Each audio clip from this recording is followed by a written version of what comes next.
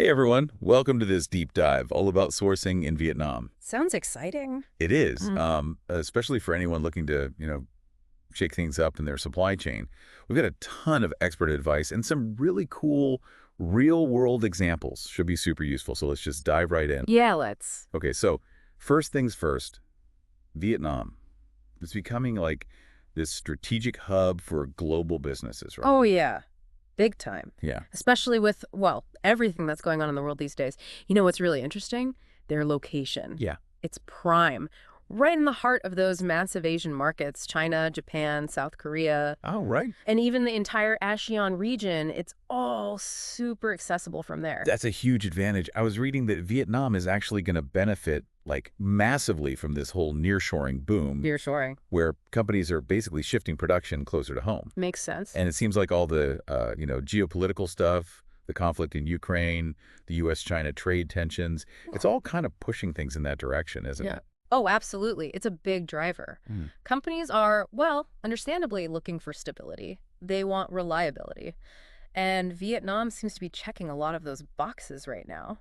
So it's not just about like cutting costs anymore. Right. It's way more than that. It's about resilience, like building a supply chain that can actually roll with the punches. Yeah, totally. A responsive supply chain. Okay, so how exactly are they doing that? What's Vietnam's secret sauce, so to speak? Okay, so there are a few key things. One big one, and this is something that came up in a lot of the research, is labor costs. Super competitive. Right, so that helps with keeping production expenses down, obviously. Exactly. But, and this is crucial, it's not just about cheap labor, it's about a skilled workforce. Because you can have low costs, but if the quality's not there, what's the point? Exactly. And that's where Vietnam really shines, I think. Their workforce is young, energetic, like the median age is only 30. Wow, that is young. Right. And the government is putting a ton of resources into education, training, all of that. One statistic that blew my mind, 250,000 engineers graduating every single year. Whoa, 250,000. That's a serious talent pool. Right, Uh, especially for industries that need highly skilled workers. Okay, so they've got the workforce, but what about the infrastructure to support all of that? Like, can they handle large-scale production? That's a great question. And yeah, they've been really strategic about building up their manufacturing infrastructure. We saw that highlighted in a lot of those reports you sent over. Oh, good. So they're thinking long-term, not just about being the cheapest option. Exactly. It's not just about being cheap. They want to attract businesses that are looking for quality and efficiency. So it's more like they want to be the best option. You got it. And it's working. They're attracting some seriously big names in electronics, textiles, consumer goods, all that. Plus, don't forget those trade agreements they've got going on. Right, like the CPTPP and the EVFTA. Hmm. Those are opening doors to international markets, aren't they? Big time. Plus some pretty sweet tariff reductions for companies operating in those zones. It's all very strategically done, I think. Okay, this is all sounding pretty positive, but I've got to ask, what about those reports of, labor rights issues, environmental concerns, all that? Yeah. How does Vietnam address those things? That's a really, really important point. Any company thinking about sourcing in Vietnam needs to do their homework on this. Absolutely. There have been reports, yeah, about issues in some factories, and their environmental regulations are, well, they're still developing. Yeah. So businesses need to be proactive, do their due diligence, find partners who are, ethical and who align with their values. Right, so it's not a perfect picture, but it sounds like they're making progress. Definitely. But even with all these advantages, there are bound to be challenges, right? No place is perfect. Exactly. What are some of those bumps in the road? Well, one thing that kept coming up in, well, pretty much everything we looked at was infrastructure. Oh. They've made progress for sure, but their transportation networks, their energy supply, it can still be a bit of a bottleneck. Especially, I imagine, during those peak seasons when everyone's trying to get things done. Exactly. So kind of like growing pains, maybe. Yeah. But are they actively working on this, or are they just kind of hoping for the best? Oh, no, they're definitely trying to improve. The government's investing heavily in infrastructure development, modernizing their logistics networks, expanding ports, even working on that energy grid. It's good to hear. So they're taking it seriously. Yeah, they recognize that if they want to attract and keep those global businesses, they've got to keep stepping up their game. Okay, so we've covered a lot. The nearshoring boom, Vietnam's strengths, those challenges they're tackling. A good overview, I think. But now I'm curious. Why should someone listening to this, why should they care about sourcing in Vietnam? Ah, that's the million-dollar question, right? And it really comes back to what you were saying earlier, diversifying your supply chain, building that resilience. Vietnam, it's like this really compelling alternative in a world that just keeps getting more and more unpredictable. It's like having this, safety net for your business. If one source has a problem, you've got others to keep things moving. Right, so it's about not putting all your eggs in one basket. Exactly. And Vietnam with, well, everything we've been talking about, the location, the workforce, the costs, it's a pretty compelling option, don't you think? It is. I'm definitely intrigued, but to be honest, it all seems a bit overwhelming. Oh, I totally get that. Sourcing from another country can be a lot to wrap your head around. More than a bit. Mm. Where do you even start? Okay, so first things first, and this is something that was highlighted in that McKinsey report you shared, you got to get crystal clear on your own needs. Okay, needs. Like what specifically? Think about what you're actually trying to source, what products, what materials, and then really nail down your non-negotiables when it comes to quality. Right, so no cutting corners on the things that really matter. Exactly. Once you've got that all figured out, then you can start thinking about the next steps. So what? Do I just book a flight to Vietnam and start, knocking on factory doors? Well, a visit can be really valuable down the line, especially once you've got some potential partners in mind, but I wouldn't jump on a plane just yet. Okay, good to know. So what's the alternative? Remember that website we talked about earlier, Vietnam Direct Sourcing? Oh, yeah, I bookmarked that one. They specialize in, connecting businesses with suppliers, right? Yep. They're like this matchmaker between businesses and suppliers, and they offer a whole bunch of services: market research, finding potential suppliers, even factory audits and quality control. It's pretty comprehensive. So they basically hold your hand through the whole process. Pretty much, which can be a huge help, especially if you're, new to this whole sourcing thing. Totally. That would take a lot of the stress out of it.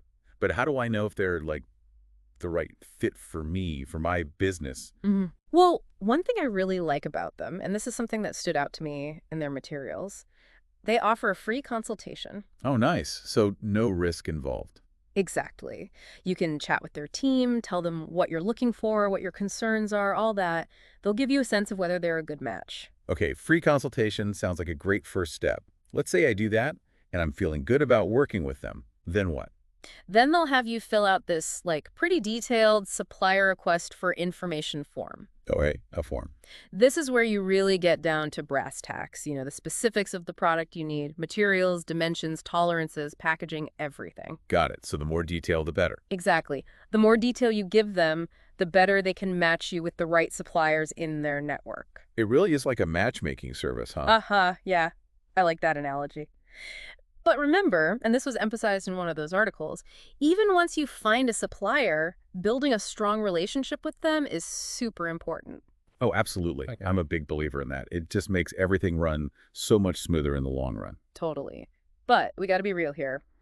What about the potential downsides? What are the risks of sourcing in Vietnam? Right. Good point. No rose-colored glasses here. One thing that comes up a lot in the research, and we kind of touched on this earlier, is those infrastructure limitations. Right. Things like transportation delays, power outages, that kind of stuff. Those things can really throw a wrench in the works, Totally. Lead to delays, extra costs. Mm. Not fun. So how do you, mitigate those risks? Is it just a matter of crossing your fingers and hoping for the best? No, there are definitely things you can do. And this is another area where working with a reputable sourcing agent like Vietnam Direct Sourcing can be a huge help. They have boots on the ground, they know the local landscape, they've got those relationships with reliable suppliers, and they can help you navigate those potential pitfalls. Okay, so they're like your guide through the jungle, so to speak. Exactly. They help you avoid those, unexpected surprises. I like that. So thorough research, finding the right partners, and being aware of the risks. It's all about being prepared. Absolutely. But there's one more thing I would definitely recommend, and this was highlighted in that case study you sent, a factory visit. Oh, yeah. Actually going to Vietnam. Yep. Once you've got some potential suppliers, being able to actually see their operations firsthand, it's invaluable. Right, because you can have all these emails and calls, but actually being there, it's got to be different. Totally. Walking through the factory, meeting the team, getting a feel for their culture, their commitment to quality, it gives you a much deeper understanding. Okay, seeing is believing, as they say. So it's not just about getting the cheapest price. It's about finding partners you can trust, right? Exactly. Partners you can build a long-term relationship with, and it seems like Vietnam is really trying to position itself as that kind of reliable partner. Yeah, they seem to be in it for the long haul, investing in their infrastructure, focusing on skills development, working on their regulations. They're serious about becoming a major player in the global sourcing game. But we've talked a lot about the big picture. What about you? What can you do to actually get started on this? Right, that's the key question. All this information is great, but what's my first move? I think a great next step, and it's a low-risk one, is to take advantage of that free consultation with Vietnam Direct Sourcing. Oh yeah, that's a great idea. Get some personalized advice, see if they're a good fit. Exactly. And hey, knowledge is power, right? The more you know about sourcing in Vietnam, the better equipped you'll be to make the right decisions for your business. Okay, so we've covered a lot of ground here. We talked about the potential, the partners, the risks, all that. But let's talk about, the bottom line. Quality. How do I make sure I'm getting what I need? Because a good deal doesn't mean much if the product isn't up to snuff. Yeah. You hit the nail on the head. Quality control is everything. And it's something you've got to be like super careful about when you're sourcing from a new place, especially one that might have different, standards or ways of doing things. Right. That's Mm. something that came up in that white paper you sent me. Something about like cultural differences and how those can sometimes lead to misunderstandings about quality. Yeah, it's not that one standard is like better or worse. It's just that they can be different.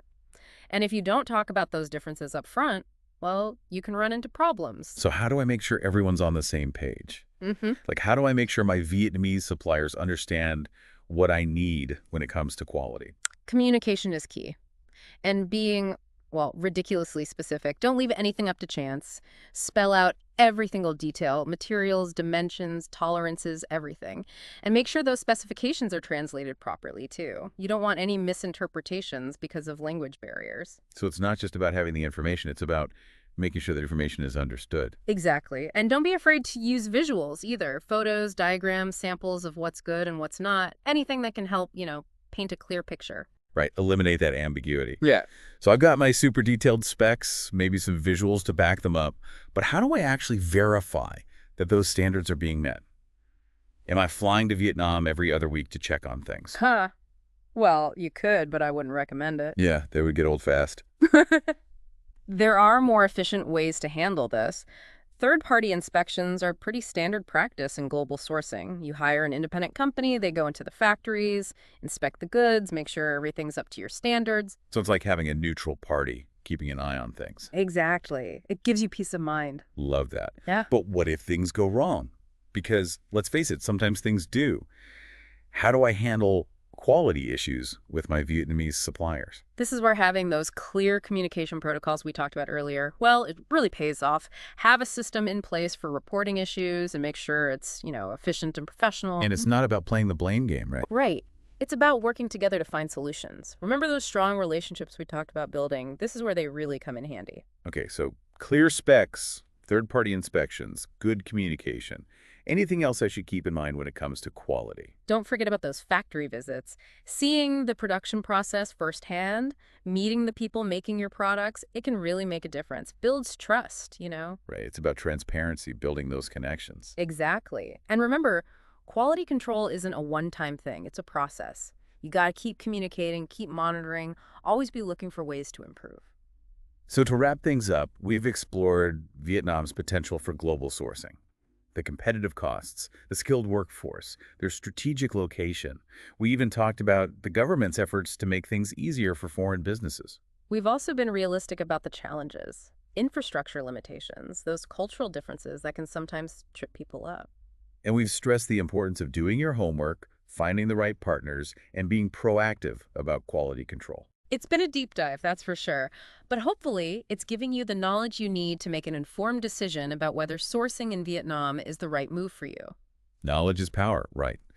And with the right information and a smart approach, you can navigate this exciting world and really transform your business. If you're feeling inspired and want to explore this further, reach out to us. We're here to help. We can connect you with trusted partners like Vietnam Direct Sourcing, give you more resources, whatever you need. And that's a wrap for this deep dive.